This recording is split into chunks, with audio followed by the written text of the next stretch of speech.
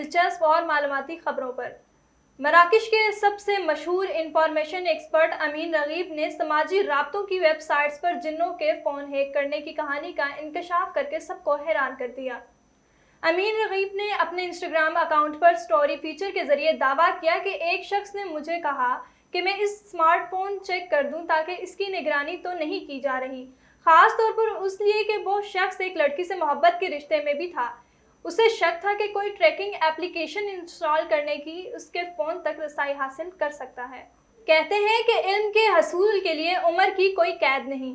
Saudi अरब के खुदा अल अबेदा ने इस कहानी को सच कर दिखाते हुए 63 साल की उम्र में ग्रेजुएशन करके नई तारीख रकम कर दी।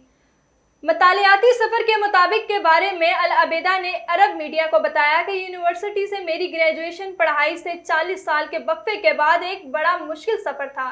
ख़ास तौर पर तैयारी के साल में काफ़ी मुश्किल पेश आई क्योंकि अंग्रेज़ी मज़मून की तैयारी काफ़ी मुश्किल थी, लेकिन मैंने कामिल मुस्तैदी मेहनत और इस्तकामत के साथ कोशिश जारी रखी। आखिरकार मैं अपने मिशन में कामयाब रही और मैंने नुमायां नंबरों के साथ ग्रेजुएशन का इम्तहान पास कर लिया। लंदन के नज़्म फेयर एक्शन हाउस में 2 ऐसे इंडियन करेंसी नोटों की नीलामी हो गई जो 1918 में डुबोए जाने वाले एक जहाज से बरामद हुए थे।